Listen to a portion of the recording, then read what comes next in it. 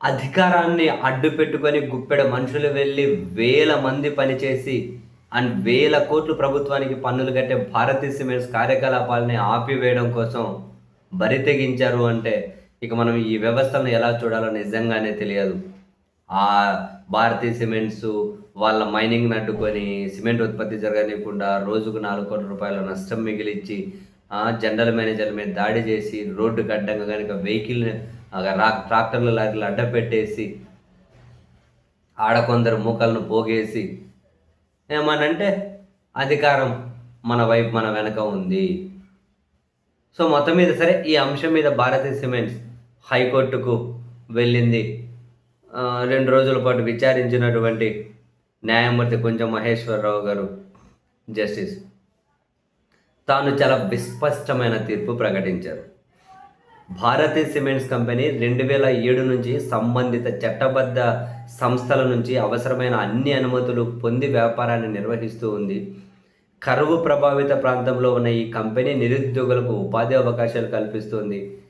పన్నుల రూపంలో కేంద్ర రాష్ట్ర ప్రభుత్వ ఖజానాలకు సుమారు 7,300 కోట్లు చెల్లించింది.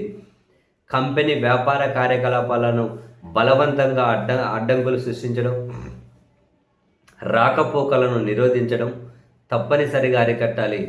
భారతీ సిమెంట్స్ ప్రాంగణం సమీపంలో ఎటువంటి శాంతి భద్రతల సమస్య ఏర్పడకుండా పోలీసులు చూడాలి అని హైకోర్టు చాలా విస్పష్టమైనటువంటి తీర్పు చెప్పింది.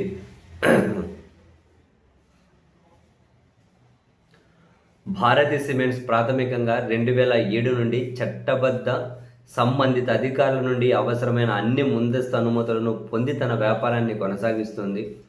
ముఖ్యంగా ఇది కరువు పీడిత ప్రాంతంలో నిరుద్యోగులకు ఉపాధి అవకాశాలను కల్పిస్తూ ఉంది. అంతేకాదు ప్రత్యక్ష పరోక్ష పన్నుల ద్వారా దాదాపు 7,300 కోట్ల రూపాయలను చెల్లిస్తూ రాష్ట్ర కేంద్ర ఖజానాలకు తోడ్పడుతుంది అని, అటువంటి కంపెనీ కార్యకలాపాలకు ఆటంకులేంటి అని తన తీర్పులో స్పష్టంగా ప్రకటించినటువంటి న్యాయమూర్తి పారిశ్రామిక శాంతి అనేది దేశ సమగ్ర అభివృద్ధికి, భారతీయ సిమెంట్స్కి, అలాగే దాని వాటాదారులు అందరికీ చాలా అవసరం. ఎటువంటి చట్టపరమైన కారణం లేకుండా భారతీయ సిమెంట్స్ వ్యాపార కార్యకలాపాలను అకస్మాత్తుగా బలవంతంగా అడ్డుకోవడం, ఆటంకాలు సృష్టించడం సరికాదు. ఇలాంటి చర్యలను ఆదిలోనే అరికట్టాలి. ఎందుకంటే ఇది యజమాని, ఉద్యోగులు, వారి కుటుంబాలు, రాష్ట్ర ఖజానాపై వినాశకరమైన దుష్ప్రభావాలకు దారితీస్తుంది. చట్ట ప్రకారం తమ అధికార పరిధిలో శాంతి భద్రతలను కాపాడవలసిన చట్టబద్ధమైన బాధ్యత పోలీసులపై ఉంది. ఇందులో ఎలాంటి సందేహానికి ఆస్కారం లేదు అని జస్టిస్ మహేశ్వరరావు గారు తన తీర్పులో చాలా విస్పష్టంగా ప్రకటించారు. భారతీయ సిమెంట్స్ మైనింగ్ శాఖతో సహా అన్ని శాఖల ముందస్తు అనుమతులతో నడుస్తున్న కంపెనీ. ఇందులో ఎలాంటి వివాదానికి తావులేదు. కంపెనీ రాకపోకలకు, ఉత్పత్తికి, ఇతర చట్టబద్ధమైన కార్యకలాపాలకు ఎటువంటి చట్టపరమైన ఆటంకాలు లేవు అనేది కూడా సుస్పష్టం. కాంట్రాక్టు ఉద్యోగులు, వారి అనుచరులు కంపెనీ కార్యకలాపాలను, వాహనాలు, ఉద్యోగులు, అధికారులు, మెటీరియల్స్ రాకపోకలను అడ్డుకోకుండా భారతీ సిమెంట్స్కి అనుకూలంగా కింది కోర్టు ఉత్తర్వులు కూడా జారీ చేసింది అని ఆయన తీర్పులో పేర్కొన్నారు. నేరాలను అరికట్టడం, శాంతి భద్రతల విఘాతానికి దారితీసే పరిస్థితులను అదుపు చేయడం, ప్రజల ప్రాణాలను, ఆస్తులను కాపాడడం, హింస, బెదిరింపులు, భయభ్రాంతులకు గురి చేసే చట్ట విరుద్ధ కార్యకలాపాలకు పాల్పడే వారిపై చట్టపరమైన చర్యలు తీసుకోవడం పోలీసుల ప్రాథమిక బాధ్యత. ప్రజాశాంతికి ప్రమాదం ఏర్పడే అవకాశం ఉన్నప్పుడు పోలీసులు అవసరమైన ముందస్తు జాగ్రత్త చర్యలు కూడా తీసుకోవచ్చు. కాబట్టి చట్ట విరుద్ధమైన పనులను నిరోధించడం, ప్రజలు, ప్రభుత్వ ఆస్తులను కాపాడడం, ప్రజలు తమ చట్టబద్ధమైన కార్యకలాపాలను ఎటువంటి ఆటంకాలు లేకుండా చేసుకునేలా చూడడమే పోలీసుల ప్రధాన విధి అని న్యాయమూర్తి అయితే తన తీర్పులో చాలా క్లియర్ కట్గా చెప్పారు. ప్రజా సంక్షేమమే అన్నింటికన్నా గొప్ప చట్టమని, న్యాయస్థానాలు తమ న్యాయాధికారాన్ని ఉపయోగించేటప్పుడు సమాజ విస్తృత ప్రజా ప్రయోజనాలను, సంక్షేమాన్ని తప్పక పరిగణలోకి తీసుకోవాలని, వ్యక్తిగత హక్కులు, సమాజ చట్టబద్ధ ప్రయోజనాలు రెండింటినీ కూడా కోర్టు విస్మరించరాదని, వాటి మధ్య తగిన సమతుల్యతను పాటించాలని భారతీ సిమెంట్స్ కంపెనీ స్పష్టమైన ఫిర్యాదులు చేసినప్పటికీ శాంతి భద్రతలను అదుపులో ఉంచడానికి సంబంధిత పోలీస్ అధికారులు తగిన చర్యలు తీసుకోలేదనేది ఈ కేసులోని కీలక అంశమని, చట్టపరమైన సమస్యలు తలెత్తకుండా వేగంగా స్పందించాల్సిన బాధ్యత పోలీసులపై ఉంది అని న్యాయమూర్తి తన తీర్పులో చాలా విస్పష్టంగా ప్రకటించారు.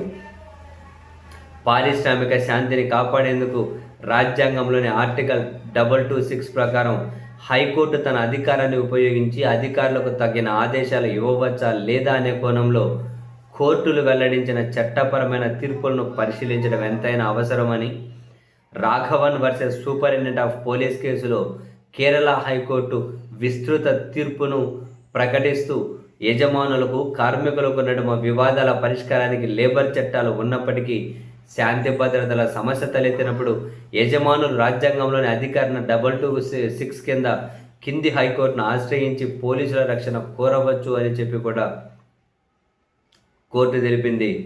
సమ్మె చేస్తున్న కార్మికులు యజమానిని లేదా పని చేయడానికి సిద్ధంగా ఉన్న కార్మికులను అడ్డుకున్నప్పుడు పూడ్చుకోలేని నష్టం జరిగే ప్రమాదం ఉన్నప్పుడు కూడా యజమానులు హైకోర్టుకు రావచ్చని కేరళ హైకోర్టు చెప్పడాన్ని ఇక్కడ ఆంధ్రప్రదేశ్ హైకోర్టు తన తీర్పులో ప్రస్తావించింది. అండ్ అంతేకాదు తమిళనాడు హైకోర్టు కూడా NNY Autotech private limited versus inspector of police కేసులో ఫ్యాక్టరీ నిర్వహణపై శాంతి భద్రతల ప్రభావం పడినప్పుడు ఆర్టికల్ 226 కింద హైకోర్టు పోలీస్ రక్షణకు ఆదేశాలు జారీ చేయవచ్చు అని తెలిపింది.